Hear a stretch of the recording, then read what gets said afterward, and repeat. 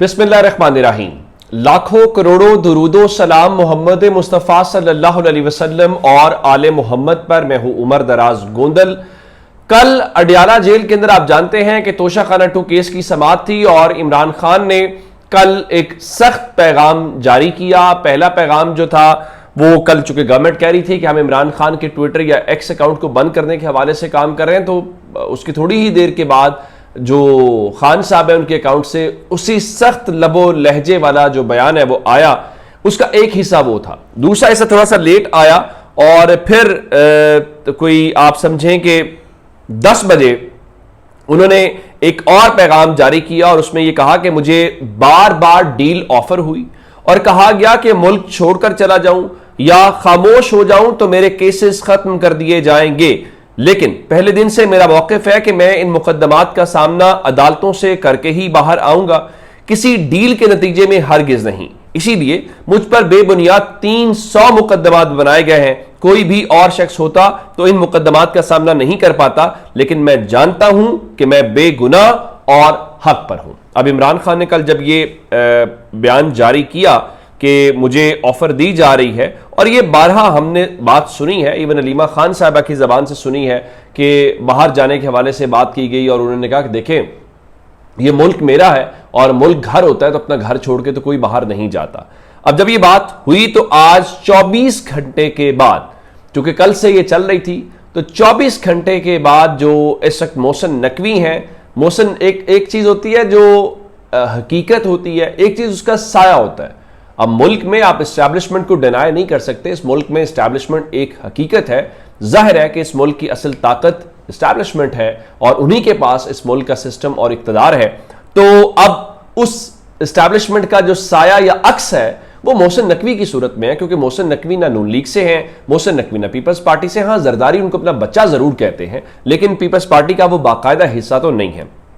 वो सेनेटर भी बन जाते हैं, वो चेयरमैन पीसीबी भी बन जाते हैं, वो वजीर दाखिला भी बन जाते हैं, फिर खबर आती है कि वो वजीर आजम बन जाएंगे, लेकिन अब राना सनाउल्लाह कह रहे थे कि अब बहुत देर हो चुकी है।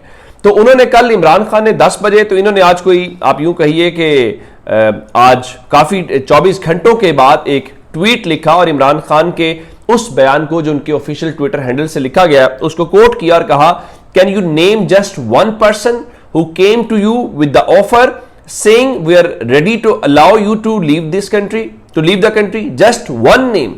People are already sick of your blatant lies. अब उन्होंने कहा कि क्या आप किसी एक शख्स का नाम ले सकते हैं जो आपके पास ये ऑफर लेकर आया हो या जिसने आपको ये कहा हो कि हम आपको कह रहे हैं कि हम मुल्क छोड़कर चले जाएं, कोई एक नाम। तो उन्होंने कहा हम आपके झूठ जो है उनसे पहले ही बड़े वो तंग आ चुके हैं। अब अगर ये ऑफर आई है तो मेरा ख्याल है अगर सिर्फ एक शख्स गंडापुर बोल पड़े तो बहुत सारे राज खुल जाएंगे और वो बता देंगे कि ऑफर कहां से आई, क्या ऑफर आई, कौन ऑफर लेके। कोई लंबे चौड़े नाम नहीं लेने, मैं आपको 3-4 नाम बता देता हूं। वो अगर बोल पड़े तो हम खान साहब के बोलने की जरूरत भी नहीं पड़ेगी और इमरान खान की फैमिली की जरूरत भी नहीं पड़ेगी। नंबर 1 मैंने नाम ले लिया है, गंडापुर साहब अगर खुद बोल पड़े वो बहुत सारी बातें आपको बता सकते हैं, क्योंकि वो पैगामात लेके आते और जाते रहे हैं। उसके बाद जो है एक और नाम जो है वो बैरिस्टर सैफ का है, और बैरिस्टर सैफ इतने पावरफुल हैं कि बाकी किसी को मुलाकात की इजाजत जेल आर्स के अंदर भी ना मिले, लेकिन उनको रात के वक्त भी उनको मुलाकात के, शाम को भी या जेल आर्स के बाहर भी उनको मुलाकात की इजाजत मिल जाती है। बैरिस्टर गौहर उनके हवाले से। अब मैं ये नाम क्यों ले रहा हूं? मैं ये नाम इसलिए ले रहा हूं कि इमरान खान साहब ने खुद अपने ट्वीट के अंदर ये कहा था कि मैं इन सब लोगों को कह रहा हूं कि अब आप एस्टैब्लिशमेंट से हर किस्म का राब्ता खत्म कर दें, जिसने बात करनी है वो मेरे से आकर बात करे। तो मेरा ख्याल है कि ये लोग भी बहुत सारी हकीकतों से आगाह हैं और ये बहुत सारी हकीकतें आपको बता सकते हैं, लेकिन जाहिर है कि वो इसके ऊपर बात नहीं करेंगे या ऐसी कोई बात वो अपने मुंह से क्यों निकालना चाहेंगे और बिल्कुल भी वो नहीं बोलेंगे। और पाकिस्तान के अंदर बहुत सारी जो रियलिटीज हैं वो बहुत बाद में आती हैं। मैं एक मिसाल देना चाहता हूं। इमरान खान बार बार कहते थे कि उनकी हुकूमत कैसे गिरी, साइफर की वो बातें करते थे, तो फिर साइफर का केस भी बना, वो अदालत से गलत साबित हो गया। तो अब नदीम अफजल चंद कमर जैदी साहब के साथ ABN न्यूज के ऊपर बैठे हुए थे, तो उन्होंने बात की कि इस मुल्क में कोई वजीर आजम बैनुल अक़वामी साजिश के बगैर जेल में नहीं जाता, ना उस वक्त तक रिहाई मिलती है जब तक इंटरनेशनल फोर्सेस एनओसी ना दें। यानी वो खुद मान रहे हैं कि पाकिस्तान में वजीर आज़म जो हैं वो जेल तब जाते हैं जब वहाँ पे कोई ना कोई बैनुल अक़वामी साजिश हो, और उनकी रिहाई भी तब तक नहीं होती जब बैनुल अक़वामी फोर्सेस से आपको ग्रीन सिग्नल ना मिले। तो ये तो वही बात है जो इमरान खान साइफर में कह रहे थे। एक बात। दूसरी बात मैंने इसके ऊपर ये लिखी कि देखिए, आप सिर्फ लोकल इस्टेब्लिशमेंट का रोना रोते हैं, इस्टेब्लिशमेंट सिर्फ लोकल नहीं होती, इस्टेब्लिशमेंट इंटरनेशनल भी होती है। सो जो लोकल इस्टेब्लिशमेंट होती है किसी भी मुल्क के अंदर, वो पाकिस्तान से बाहर हो या पाकिस्तान हो, तो वो उसके ऊपर भी एक इस्टेब्लिशमेंट होती है जो इंटरनेशनल इस्टेब्लिशमेंट होती है। जैसे लोकल इस्टेब्लिशमेंट अपने मुल्क के अंदर स्क्रू टाइट करती है ना, कभी किसी को, और अपना हर बात मनवाती है और अपनी मर्जी से हर चीज को चलवाती है। इसी तरह से जो इंटरनेशनल एस्टैब्लिशमेंट होती है उसके पास तो फिर ज्यादा ऑप्शंस होते हैं ना, वो तो फिर यूएन सिक्योरिटी काउंसिल और यूएन और इदारे, मीडिया, उनके पास भी बिल्कुल वैसे ही चीजें होती हैं, तो वो काम जो है अपना करने में कामयाब रहते हैं। लेकिन अपना घर वो ठीक रखते हैं इंटरनेशनल एस्टैब्लिशमेंट वाले, चाहे बाकी जो चीजें हों सो हों। एक खबर मैंने आपको और देनी है, और वो जो मैंने आपको कहा कि तमाम जनरल्स को एक हंगामी किस्म का बुलावा आ गया है। अब आप कहेंगे कि क्या ये पाकिस्तान से जुड़ी हुई खबर है? नहीं, पाकिस्तान से जुड़ी हुई खबर नहीं है। ये वॉशिंगटन पोस्ट जो अमरीकी अखबार है उसने एक खबर लिखी है, और वो खबर बहुत ही इंपॉर्टेंट भी है। अब पाकिस्तान में तो उस खबर को बैन किया जाना चाहिए, और पाकिस्तान तो कहेंगे हमारा उस खबर से क्या ताल्लुक है।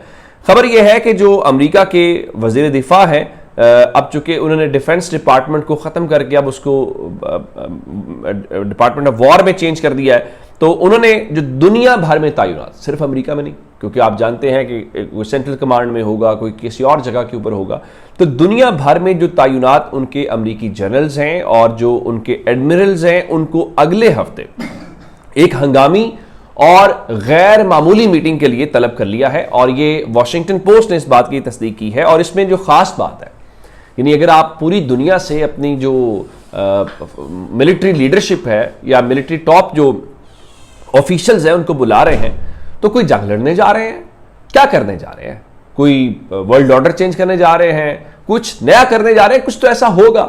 और वॉशिंगटन पोस्ट के मुताबिक जो आला तरीन अमरीकी जर्नैल हैं उनको भी इस गैर मामूली या इस हंगामी इजलास के असल एजेंडे का नहीं बताया गया कि आपको क्यों बुलाया गया है।